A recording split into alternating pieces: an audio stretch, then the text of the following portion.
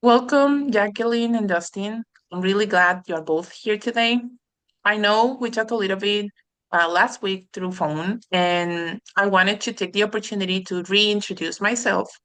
My name is Angelica Tovar, and I am currently a graduate student because I'm pursuing a license in professional counseling, and I'm under the supervision of a professor in the Houston Christian University.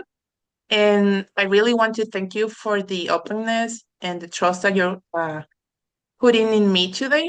Um, I know that when we talk, you guys share a little bit about the reason why you wanted to came into therapy and what you were looking into.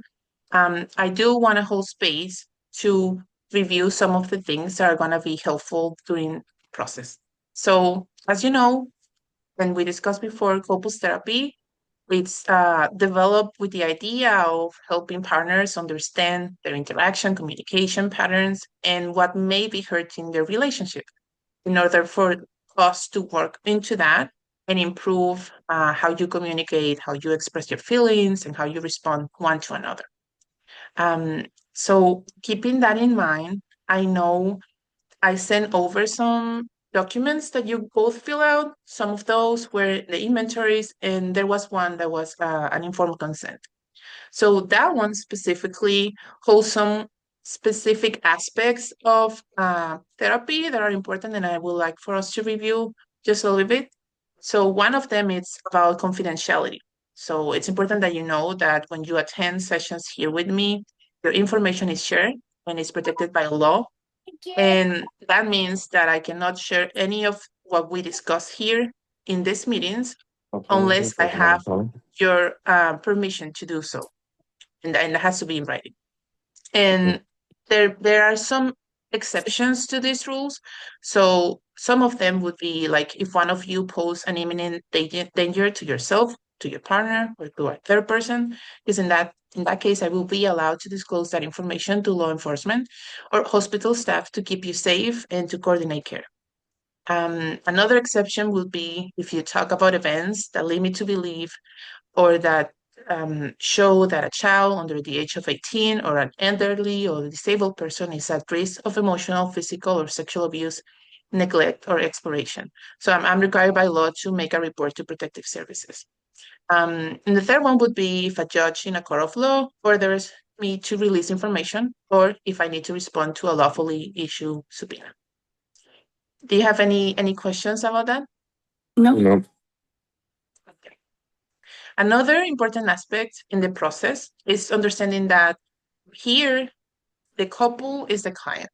So you both, your relationship is going to be the client that we're going to work into. So that means that as a therapist, I cannot keep secrets because the idea of working us that we work here together is that we work in your relationship in the things that are hindering or in like affecting it in some ways. So keeping secrets will go against. So like I'm just gonna encourage you both to be as truthful and open in this process as you feel comfortable, and as we go along, then we'll keep developing that those skills. And I think you did great, and you started doing that when you fill out already the inventories that you sent over. So I wanted to recognize that because I noticed that you both took the time to complete thoroughly the whole inventory and see what were the things that you thought could be helpful or are happening in the relationship that you think you want to work on.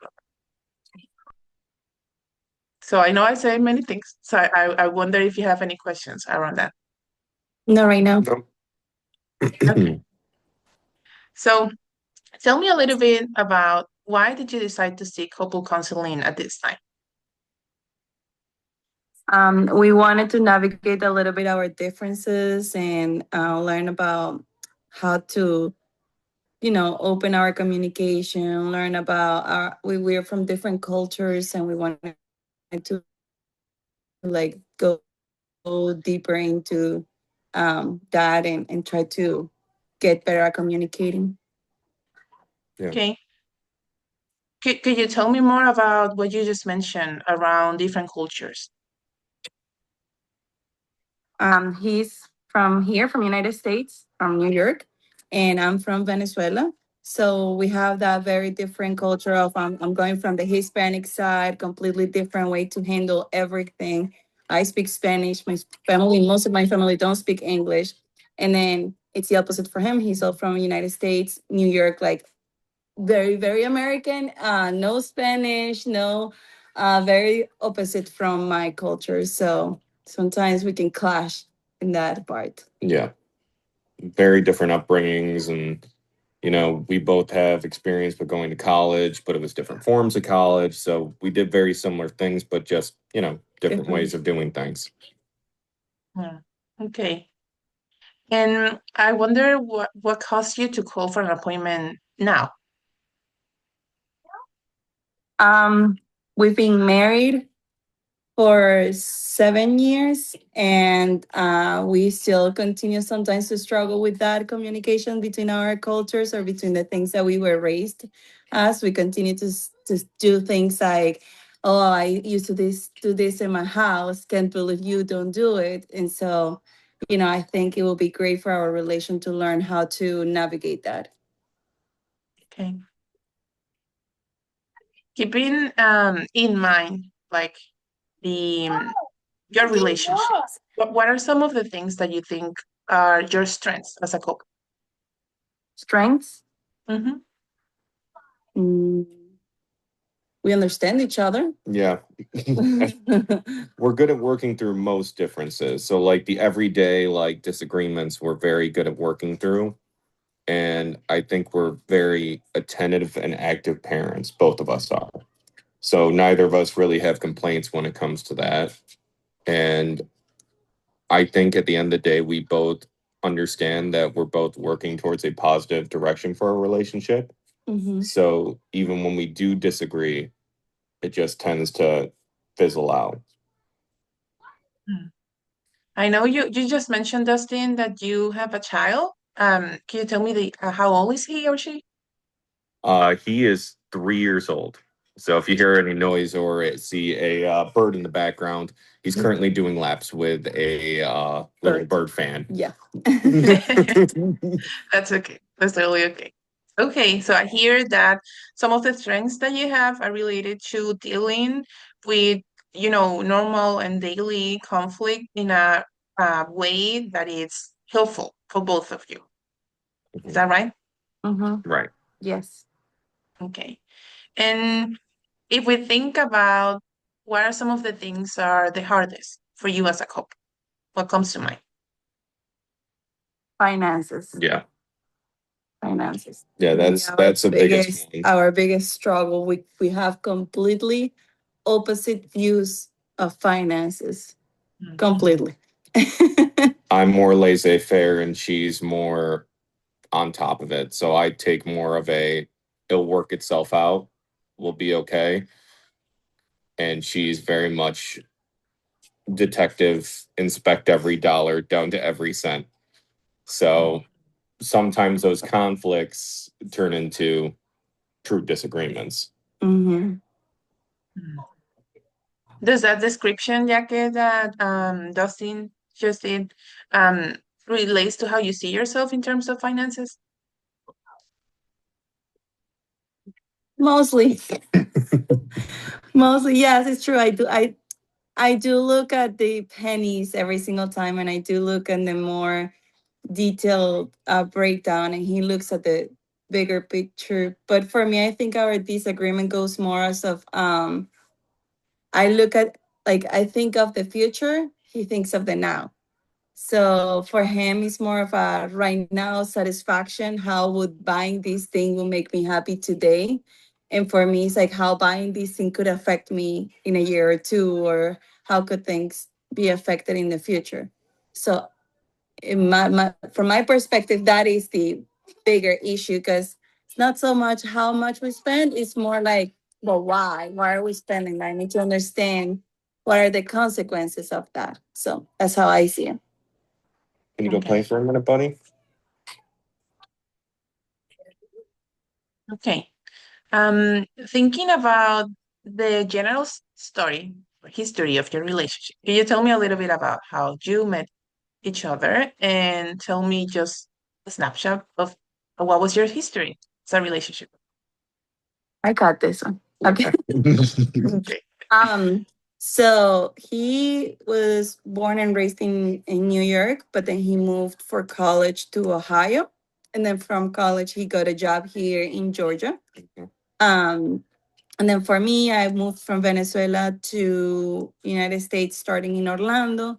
And then due to a job opportunity, I moved here to Georgia. And while I was here, I felt pretty lonely. And so I decided, how am I going to meet people? And I downloaded an app. And he was on the app. We met through the app. And after chatting for a few days on the app, we decided to meet in person. And literally after that first time we met, we have never been apart. We started our relationship.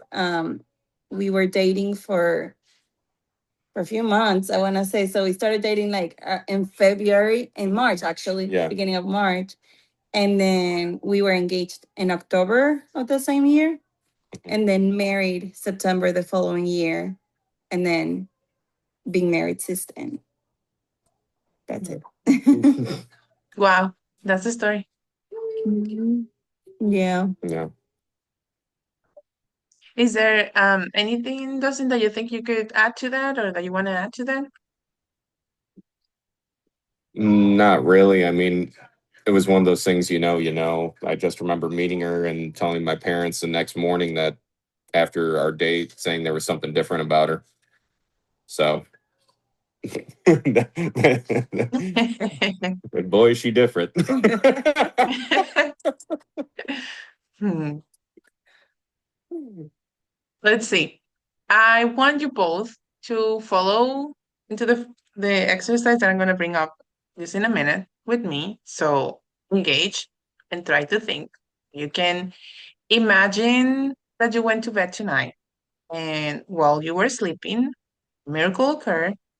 You woke up, and to your amazement, everything about your relationship was suddenly perfect, just like you always hoped it would be. If that kind of miracle happened, what would your relationship look like? And be as specific and concrete as you can be. And would love to hear from both of you in this. You wanna go first? That's a hard one.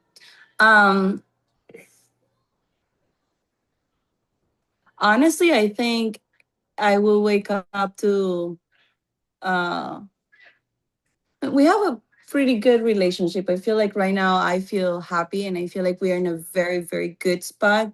But to make it perfect, I feel like I would take all my financial worries out of my mind, like out of my concern, like knowing that we both are on the same page and that we're both are thinking the same way. And I think that goes back also to like our culture and the way that I was raised, the way he was raised. And then, you know, it's finances like the main topic, but also it's like the cultural way that our world was working when we were little and how money looked like for us. And I remember being little and always having that financial situation or that fear of finances, or okay, are we gonna have this? Are we gonna not have that? And then now as married woman, I would have expected at this point being just, I'm fine.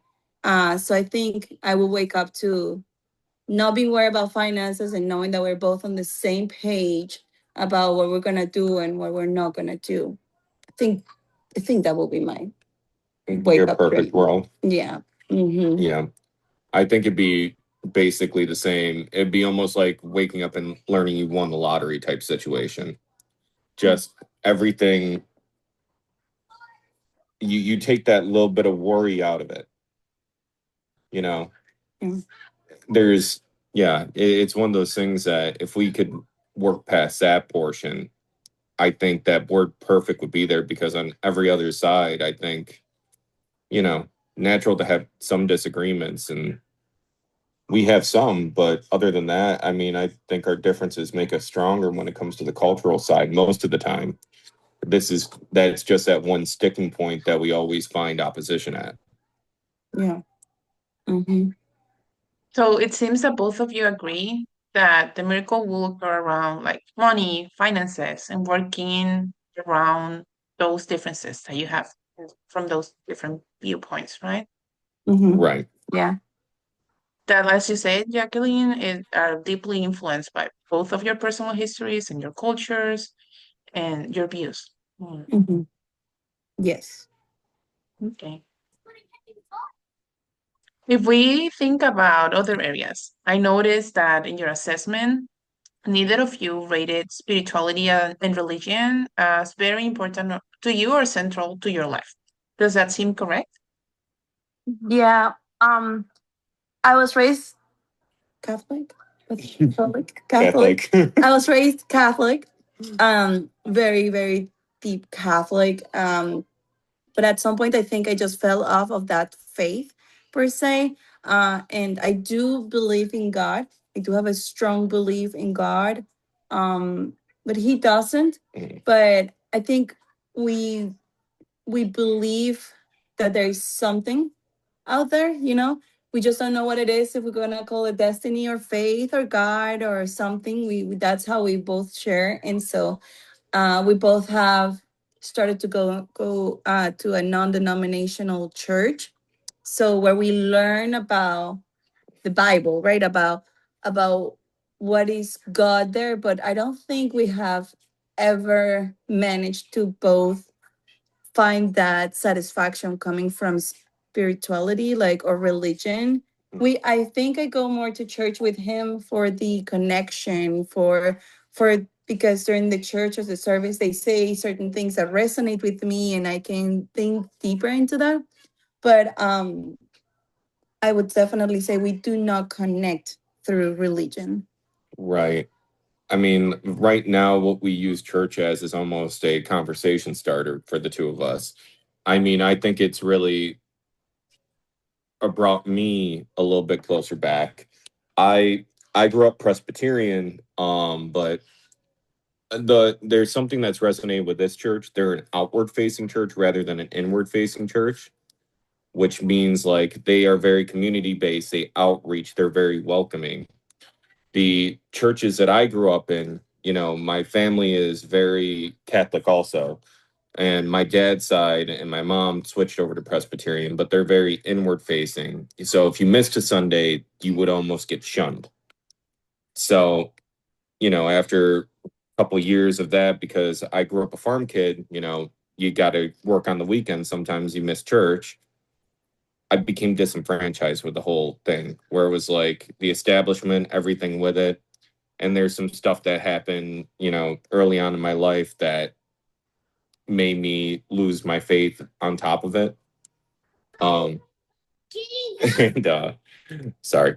Um, so on top of everything else, I kind of lost the faith, so I lost the drive, and it's such an important thing to her.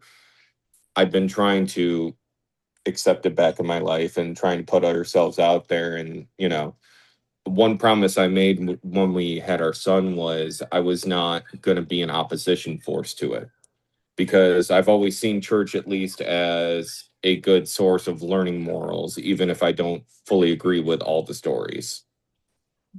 But it is a good base to learn the basics of right and wrong.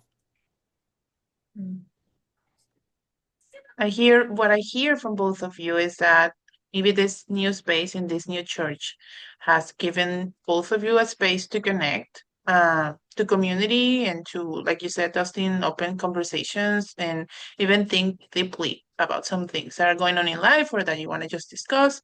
Um, and it seems that for Jacqueline, it does hold a more important space in her life, but doesn't necessarily that mean that influence your relationship as a couple. Is that right? Right. Correct. Mhm. Yeah. Okay. And it seems that you, Justin, since your son was born, you opened the space for that to also um, explore it as a family. Is that right? Yeah. Definitely. It was our son who inspired us to go. Yeah. Because we realized we were basically cooped up in the house. It just is three of us. And it was because of him we started to figure out what ways to find community, and that was the way that we started with. Yeah, we almost started to, with lack of a better term, we almost started to speed date churches on the weekend. We would go Yes. to a different church Yes. to see how we felt about it, and then this one really connected with us, and we've been there for right. It was like our pre-daycare because it was our way to get him.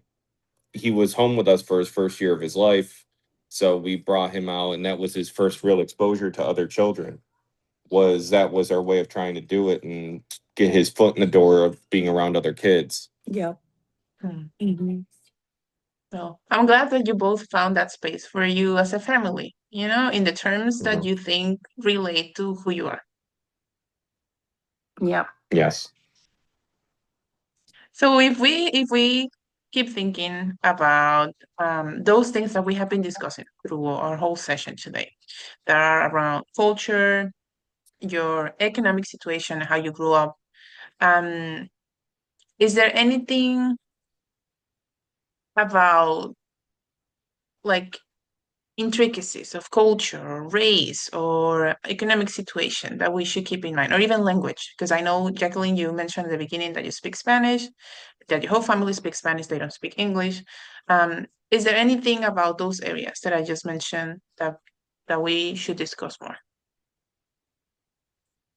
No, nothing I can think of right now. No, I mean, the only thing you bring up language, and this is just me personally having to work on this still, 7 or 8 years into knowing her, is since I don't know Spanish, and that is 100% on me. Like when they get to talking, sometimes I feel like the odd man out. I feel like I'm, and sometimes anxiety kicks in where it's like, oh my God, are they talking about me? Yeah. And that worry starts to build. And then sometimes because that worry builds, I can lash out because I don't know how to talk about it sometimes. That's the only other thing. But even at that, I think we have personally worked through that to a degree. Mhm. It still happens from time to time, but not as frequently as it did at the beginning. What do you think or feel when you hear that, Jacqueline? Fair. It is true. It is true that he yes, for me the language doesn't affect me because I do speak both languages, so I do usually feel involved. I do know sometimes I get annoyed with the having to constantly translate, like constantly, and then I think I'm at a point that I've been doing it for so long that sometimes I don't even bother anymore. And then we had a recent friend coming to visit us, and I just realized I wasn't translating at all. And then he was acting odd. And then I asked him, what's wrong? And he's like, I feel like nobody's communicating with me. And I'm like, oh, true. And even I realized at some points, because the people who came to visit are bilingual, that some points we will be speaking Spanish and then he would ask a question and I'd be like, we were speaking what? Like I didn't even realize if we spoke Spanish, English, or what was happening because we had a very strong Spanglish going. So I think that definitely it's a fair feeling that he feels left out a lot with my family or my friends. So, yeah. It seems language, it does, it is a topic in which maybe we could explore more later on during our process. Mm-hmm. Mm-hmm. I think keeping in mind that we're getting into the end of our session, I wanted to ask you guys, when you fill out the surveys that I sent over, I noticed that both of you indicated money, finances as something that you were somewhat worried about, or it was somewhat a concern. And we did talk about that during our time today. I just wonder if there's anything else around that area that you think we should consider as an important aspect to keep in mind. Mom, I want this place. Yeah. Yes, sir. No, I don't think so. Anything else? No, not really. Not at this moment. I'll I put it think that we've way. got a few topics already that, yeah, Yeah. I can't think anything else right now. Okay. Okay, fair. So I'm gonna close this session with you guys, thinking that we have been talking about different areas of your relationship, your history, your culture, and we did identify some of the strengths that you have. It seems that you work together as a couple and do have a good communication in terms of the daily issues, and you work well at dealing with those. It seems that you are at a good point in your relationship in which you feel both fulfilled, and the issues that you disclose are more around money, finances, and there's another aspect that started coming up at the end of the session that are related to culture and language. Does that sound like that's a fair picture of what may be going on right now? Yes. Mm-hmm. Yes. Okay. So to keep that in mind and to move into our next session, I'm just gonna invite both of you to do an exercise during the week. I want you to create a list of around 5, maybe 10 things that you're grateful in your partner, that you see every day, that you recognize and that are important for you. And I want to encourage you to share that to each other if you want during the week, or maybe when we see each other again, we can share that together. And I wonder if that's something that you will be willing to do. Yes. Yeah. Mm-hmm. Okay. So then we're gonna end up the session here today. And I thank you both again for the work that you're doing, for what you already completed before this session, and for what you did today, because this is the baseline and the foundation of everything that we're gonna be doing later on. Thank you guys. Thank you. Thank you. Have a great week. You You too. too. Bye. Bye.